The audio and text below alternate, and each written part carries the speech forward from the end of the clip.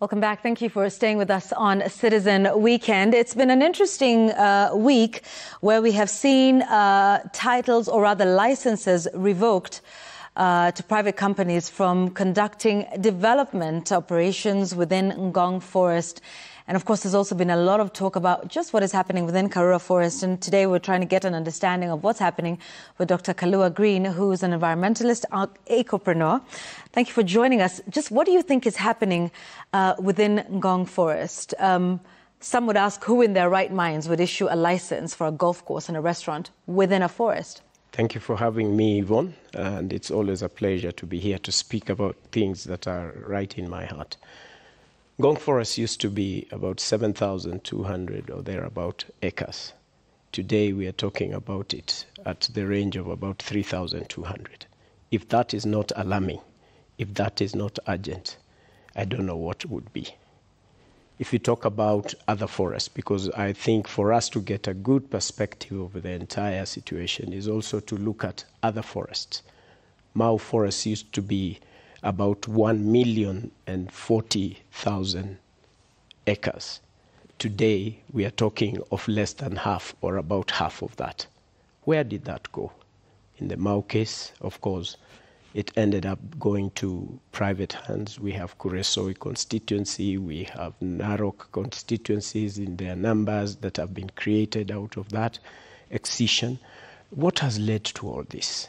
And where did the land in the space of Narok or Ngong go to? Private developments that we have had time and again. In the case of Karura, it is about 1,041 acres, and it was slightly bigger and positioned to do other activities. Number one, you find that we do have wrong policies. There is an issue of the management structure of our forests. There is an issue of land grabbing and issues that have been talked about, leading to one time having in 2018 the moratorium on logging and all that, where the accused is the institution that we trust that should be taking care of our forests. And it is policy gaps and much more than the individuals. This, I must insist, it is not a current government issue. Neither is it a current institution leadership in Kenya Forest Service. It is beyond that. What is it then? It is about the, okay, let's start it, and I like your question. If we have Kenya Forest Service and its leadership, what would be the best way to have a representation? Wouldn't it be a situation that we could pick the Kenya Roads Act that developed other institutions, where representation is not people who have been picked politically, it is people representing institutions, so that we could have a representative for Kenya Highways because they have an interest in those spaces, and that's why you keep having Mau Mau roads and all those other issues. We have even up to the chairman, so that Kenya Association of Manufacturers, institutions like KEPSA, institutions that have interest in such spaces do have representation that is right, and you are not appointed just because you know the guy at the top. Be that as it may, they are guided by law, are they not? They are. The National Environmental Management Authority that gave its IEA approval, the Kenya Forest Service, all of these gave approval to these developers whose licenses have now been revoked. So it could be an issue of staffing or representation, but the law remains the same. Those very people who you say represent different organizations could still go in there and still give out these licenses. That's why I call it the policy gaps. What procedure do you get to be allocated land or a license? So is the procedure the flaw? There is a procedural flaw. Which is that? And the latest that is craziest of all, that I would call for the KFS team to resign with pleasure, even as we do that, and with God's fear, is that you get licenses and the issue has not even discussed by the board, and you just issue a license. How in our right minds can we be able to do that? That is outright. It's something that we need to deal with. And what allows that to happen, because it is allowed to happen, is because of the policy gaps. Can we go back and check what it is? And I must comment with all pleasure the action by the minister to say no more licenses. He can't stop some of the licenses as it is right now because of the investments, because of what is happening. But there needs a bold situation because, I mean, you know, we need to look at these issues from a very, very balanced position. When we are talking of a country where we need jobs, I can give you clearly, for any job that is gotten outside this country, I will give you 800 or 900 jobs for each one of them. How do you do that? Just take an example of Karura Forest, small as it is, 1,041 acres. Take the community and let the community be true part of the so-called Friends of Karura, where they understand what is happening. Let that community have forest management and ecotourism activities where the community of, say, 20 kilometers around that place, they will be able to come in and be able to do activities that are, those houses around that place are culinary opportunities for people to come and test. There are zip lines that people can be able to operate. There are seeds that are packed in those areas that people can be able to sell. There are activities of riding and cycling where every community member, you have just seen today, communities in coffee sector, they're saying they don't want cooperatives, they would rather be paid directly. Why is that? Because the Mwananchi is not feeling involved in these processes. And this is the approach that we need to use. So what you're saying is some form of development is allowable or permissible within the forest? Depends, so and it where has do you draw to the be line? Practical. You have to draw a line because, and this is now where it depends now, and it starts with the community that has been placed to guide on these processes. I mean, if you talk about the Green Africa villages that we manage and we are able to exercise in a very practical way, jobs, opportunities, environmentally friendly activities, but they can only operate in a place. Like we also wanted to establish somewhere and we realized there's a conflict of interest and we didn't do that. And therefore there are opportunities that make sense, but it has to be community driven. Okay. The community must be able to say this makes sense and this can. The so-called CFS, very good opportunity to do a lot of jobs. The unfortunate thing is that it has been abused. Abused because I have internal information. You go to some of the forests and you find the biggest shots in the country are the ones who are growing potatoes, are the ones who are harvesting wood, are the ones who are using activities there. For every one license that is issued at the top, you have problem because the community of rangers out there want to take an opportunity. Okay, at the same time, as I finish that point, you find that our rangers, the so-called forest rangers, go to places like I don't know which example to give, uplands. The officer in charge of uplands lives in a house that was built in 1902. It has holes that you can actually disappear in the sitting room and at the entrance. The man does not have water for use for his family, and he is in charge of 10,000 acres. What are you expecting that guy to do? Okay. So let's talk about, because you say community must be involved in the decision-making. And practically, it must be, not just in the way that we do. And I believe public participation now, it's the first time that our country, public participation is getting to a different level. Okay. Let's talk about, you know, when it's in public interest, for instance, there's the proposed expansion of the road to Kiambu that will partly cut through Karura Forest. 51 acres of this is supposed to be hived off for this exercise. The Cabinet Secretary for Duale for Environment says, well, it's a public forest, but this is also a public road. So there's public interest in both cases. Which should take precedence?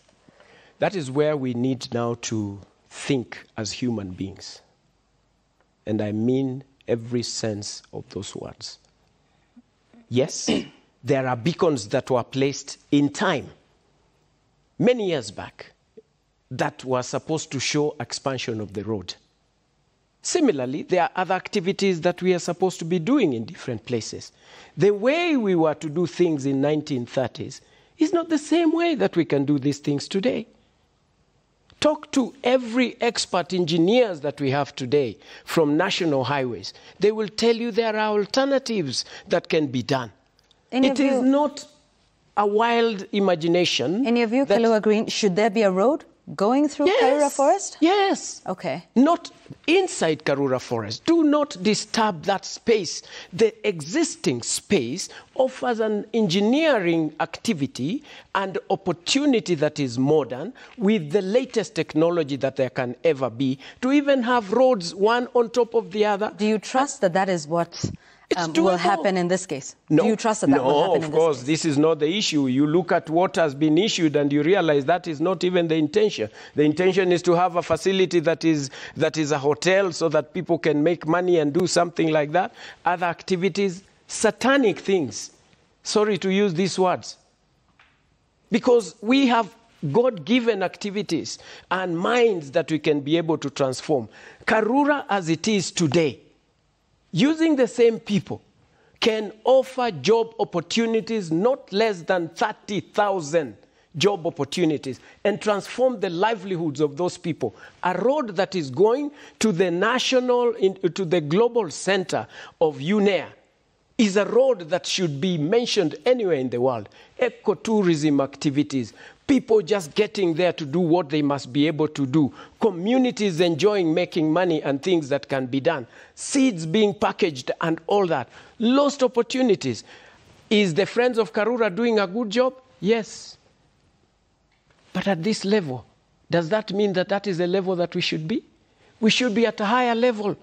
And that is what I'm challenging us to think and to imagine this country as it is so that we can be able to take our country to a better place. Politics aside, because what messes us up, and I have had this previously, many times, it has happened to me.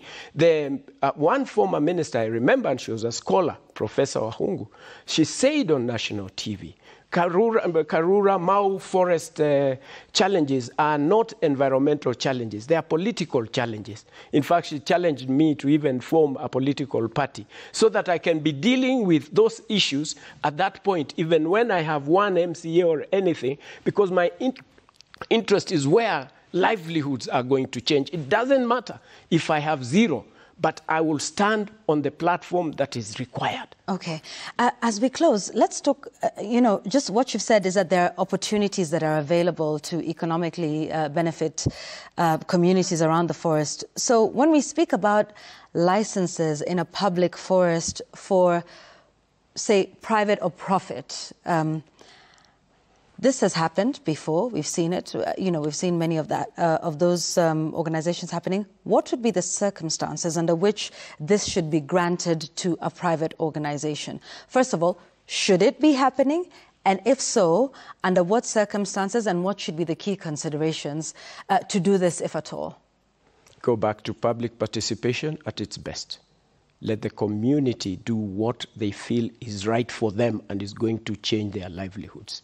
There is payment for ecosystem issues that be able, because the benefit of protecting the forest up and ensuring that it is protected for water, then we need to be able to identify those and turn them into the best way possible.